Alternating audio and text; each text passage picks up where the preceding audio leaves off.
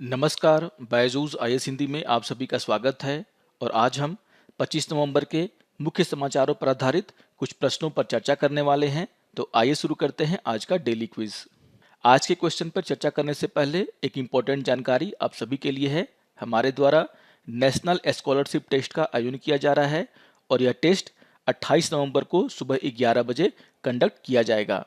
तो जो भी स्टूडेंट इस एग्ज़ाम की तैयारी कर रहे हैं और हमसे जुड़ना चाहते हैं, वह इस टेस्ट को देकर के फ़ायदा उठा सकते हैं स्कॉलरशिप का। और आपको ध्यान में रखना है, इस टेस्ट को देने के लिए आपको एक रजिस्ट्रेशन करना होगा, जिसका कि लिंक इस वीडियो के डिस्क्रिप्शन बॉक्स में दिया गया है। और आपको ये भी ध्यान में रखना है कि रजिस्ट्रेशन की जो आखिरी तारीख है वह 27 नवंबर है और 27 नवंबर को शाम के 6 बजे तक आप अपना रजिस्ट्रेशन इस टेस्ट के लिए कर सकते हैं। तो जो भी स्टूडेंट इस टेस्ट को देना चाहते हैं, वे अपना रजिस्ट्रेशन जल्द से जल्द करा करके 28 नवंबर को इस टेस्ट को दे सकते हैं। इस जानकारी को आपको ध्यान में रखना है। आइए अब आज के प्रश्नों पर चर्चा कर लेते हैं। यहाँ पर क्वेश्चन नंबर 1 है, निम्नलिखित युगों पर विचार कीजिए।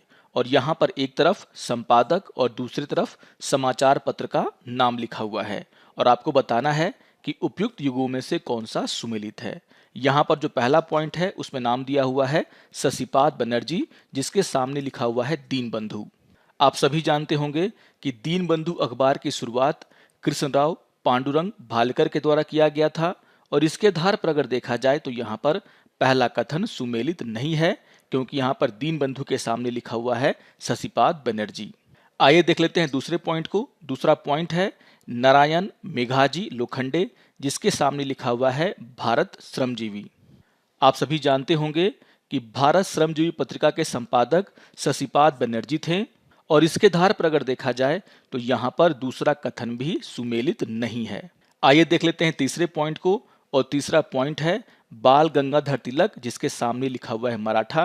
और आप सभी को पता होगा मराठा नामक पत्रिका की शुरुआत बाल गंगाधर तिलक के द्वारा किया गया था। यानी कि यहाँ पर जो तीसरा कथन है वो पूरी तरीके से सुमेलित है। और इसके आधार पर अगर देखा जाए तो क्वेश्चन नंबर 1 का आंसर होगा आपका ऑप्शन नंबर सी, क्योंकि यहाँ पर सिर्फ तीसरा कथन ही सुमेलित है। तो ध्यान रखिएगा, क्वेश्चन नंबर 1 का आंसर है ऑप्शन नंबर सी। इससे जुड़ा हुआ एक न्यूज आज के द हिंदू समाचार पत्र में आया है, जिसका शीर्षक है trade unions want labour code repeal.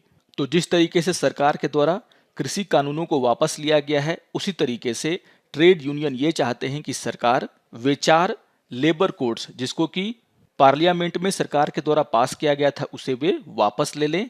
और इसी को आधार बना करके ये क्वेश्चन आपसे पूछा गया था। तो बहुत ही इंपॉर्टेंट न्यूज़ है ये, इसको आप लोग जरूर ध्यान से पढ़ लेंगे। आइए अब क्वेश्चन नंबर 2 पर चर्चा कर लेते हैं। क्वेश्चन नंबर 2 है, लिथियम के संदर्भ में निम्नलिखित कथनों में से कौन सा कथन सही है। और यहाँ पर आपको 3 कथन दिए गए हैं। यहाँ पर पहला कथन है, इसे पृथ्वी की सबसे हल्की या सबसे कम घनत्व वाली धातु माना जाता है। तो ये बात बिल्कुल सही है। लिथियम के बारे में, लिथियम पृथ्वी का सबसे हल्का और सबसे कम घनत्व वाला धातु माना जाता है। यानी कि यहाँ पर जो पहला कथन है वो पूरी तरीके से सही है।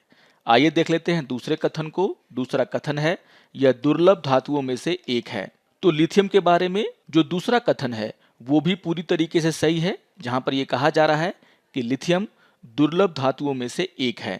आइए देख लेते हैं तीसरे कथन को। तीसरा कथन है, यह अत्यधिक अभिक्रियाशील और ज्वलनशील है और इसे खनिज तेल में संग्रहित किया जाना चाहिए। तो यहाँ पर लिथियम के बारे में जो बात कही गई है वो भी पूरी तरीके से सही है। लिथियम जो होता है वो बहुत ही रिएक्टिव और ज्वलनशील होता है और इसीलिए इसे खनिज तेल में संग्रहित किया जाता है। और इसके आधार पर अगर देखा जाए तो यहाँ पर तीनों के तीनों कथन सही हैं।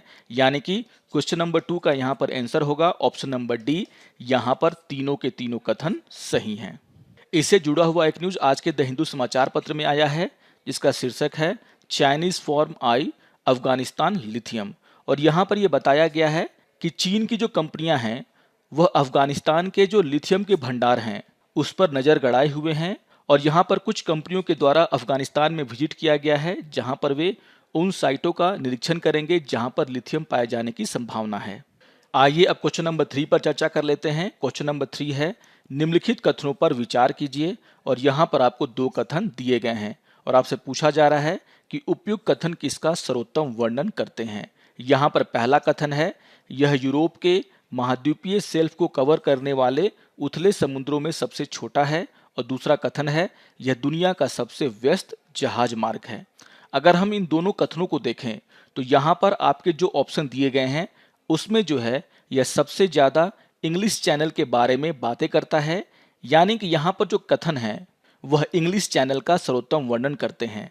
आप इस मैप में इंग्लिश चैनल को देख सकते हैं। आप सभी को पता होगा कि इंग्लिश चैनल इंग्लैंड के दक्षिणी तट को फ्रांस के पूर्वी तट से जोड़ता है और इसके अलावा यहाँ पर स्टेट ऑफ डोवर है जो कि इसे नॉर्थ सी से जोड़ता है।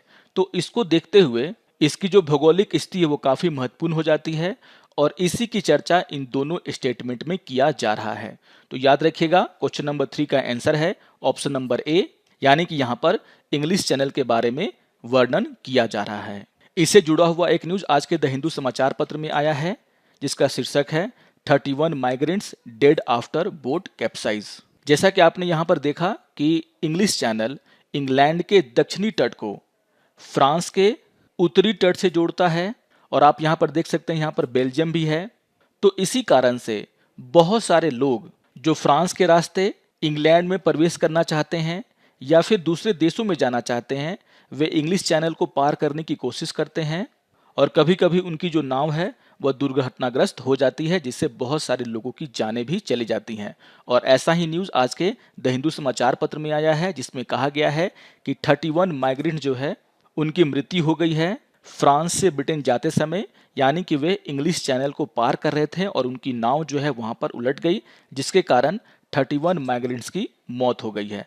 आइए अब क्वेश्चन नंबर 4 की चर्चा कर लेते हैं। क्वेश्चन नंबर 4 है भारत के सामरिक कच्चे तेल के भंडार निम्नलिखित में से किस स्थान पर स्थित है, और यहाँ पर आपको 5 नाम दिए गए हैं।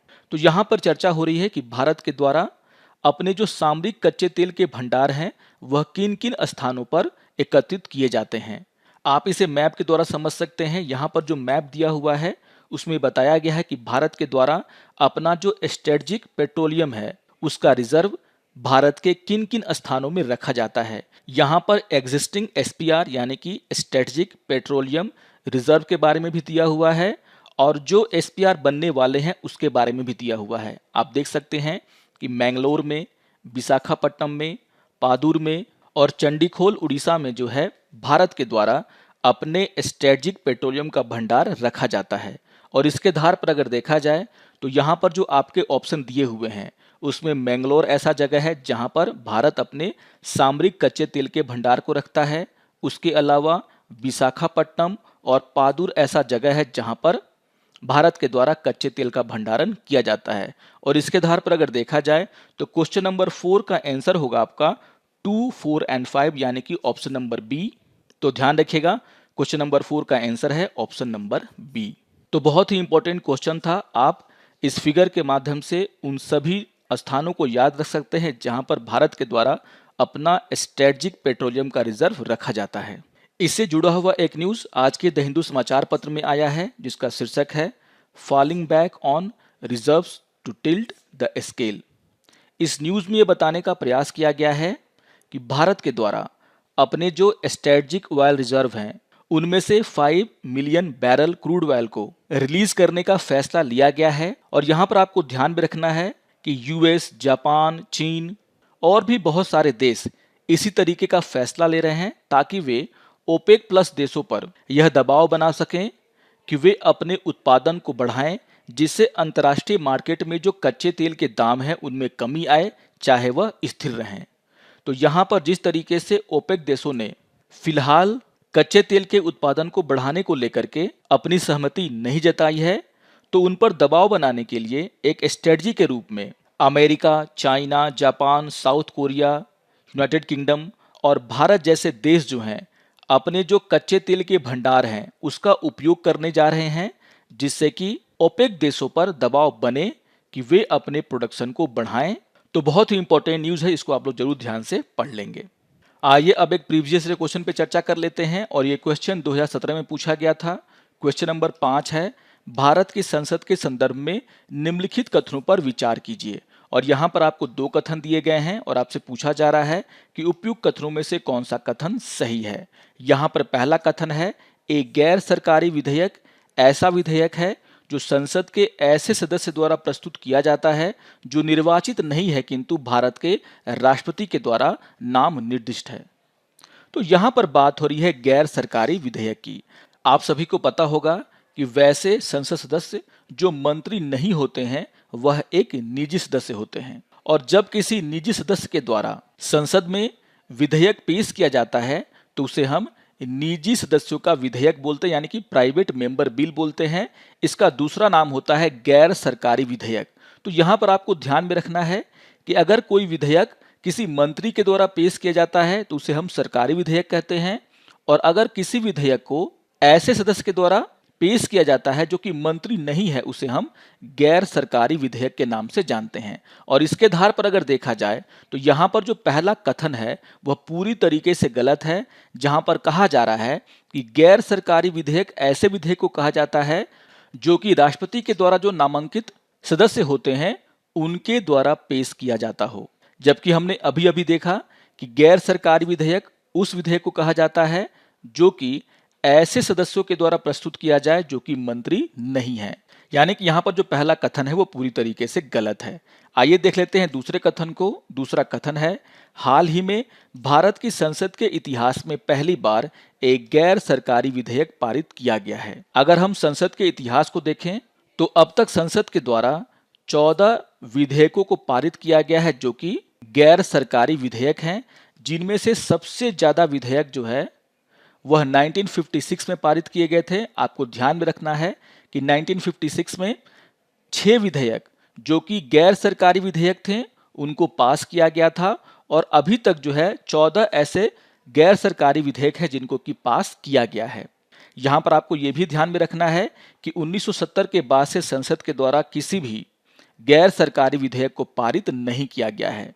लेकिन अगर हम ओवरऑल देखें तो 14 गैर सरकारी विधेयकों को अभी तक पास किया गया है, और इसके आधार पर अगर देखा जाए तो यहाँ पर जो दूसरा कथन है वो भी पूरी तरीके से गलत है। यानी कि क्वेश्चन नंबर 5 का आंसर होगा आपका ऑप्शन नंबर डी। यहाँ पर दोनों के दोनों कथन गलत हैं। आइए अब आज के तथ्य के ऊपर चर्चा कर लेते हैं, और आज हम चर्चा करने वाले हैं प्री लेजिस्लेटिव कंसल्टेशन पॉलिसी यानी कि पूर्व विधायी परामर्श नीति के ऊपर। और इससे जुड़ा हुआ एक बहुत ही इंपॉर्टेंट न्यूज आज के द हिंदू समाचार पत्र में आया है। तो सबसे पहले जान लेते हैं कि आखिर ये पूर्व विधान परामर्श नीति यानी कि प्री लेजिस्लेटिव कंसल्टेशन पॉलिसी है क्या। इस पॉलिसी में ये कहा गया है कि जब भी सरकार कोई कानून बनाती है तो उसे कम से कम 30 दिनों के लिए इसका मसौदा सार्वजनिक डोमेन में रखना होगा, जिससे कि लोगों के द्वारा इस कानून को सही तरीके से पढ़ा जा सके, इसमें जो कमियां हैं उसको देखा जा सके। इस नीति में यह भी कहा गया है कि मसौदे के साथ साथ सरल भाषा में कानून की यहाँ पर व्याख्या होनी चाहिए। इस कानून को सही ठहराने के लिए एक नोट होना चाहिए।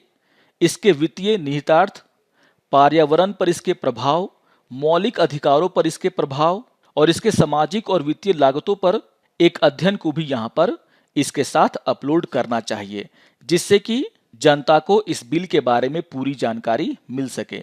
और इसी पॉलिसी को यहाँ पर कहा गया पूर्व विधान परामर्श नीति। आपको ध्यान में रखना है कि यह नीति सोनिया गांधी की अध्यक्षता वाली राष्ट्रीय सलाहकार परिषद और संविधान के कामकाज की समीक्षा के लिए राष्ट्रीय आयोग यानी कि 2002 में जो आयोग बनाया गया था उसकी जो सिफारिशें थी उसके आधार पर किया गया है। इसका उद्देश्य कानून बनाने की प्रक्रियाओं में सार्वजनिक भागीदारी को बढ़ाना है। और यहाँ पर आपको ये भी ध्यान में रखना है कि जो 16वीं लोकसभा थी यानी कि 2014 से लेकर के 2019 तक का 5 सालों का जो कार्यकाल था 16वीं लोकसभा का, उसके दौरान संसद में 186 विधेयक पेश किए गए, जिनमें से 142 ऐसे विधेयक थे जिनको पेश करने से पहले कोई भी परामर्श नहीं हुआ। सिर्फ 44 बिलों को जनता की टिप्पणियों के लिए सार्वजनिक डोमेन में रखा गया, लेकिन उसमें से भी 24 बिल ऐसे थे जिनको कि 30 दिन से पहले ही वहां से हटा लिया गया। इसके अलावा जो अभी 17वीं लोकसभा है, इस लोकसभा के दौरान अभी तक संसद में 115 बिल पेश किए गए हैं, जिसमें से 85 ऐसे बिल हैं जिनको पेश करने से पहले सरकार ने कोई भी परामर्श नहीं लिया है, यानी कि इसे सार्वजनिक डोमेन में नहीं डाला गया। जो 30 बिल सार्वजनिक डोमेन में डाले गए उसमें से 16 ऐसे बिल थे जिनको कि 30 दिन के पहले ही सार्वजनिक डोमेन से हटा लिया गया। तो यहाँ पर आप देख सकते हैं कि पिछले 2 कार्यकाल से सरकार के द्वारा सार्वजनिक डोमेन में बहुत ही कम बिलों को रखा जा रहा है और इसी के कारण जब ये बिल पास होते हैं तो इनको लेकर के विरोध प्रदर्शन शुरू हो जाता है।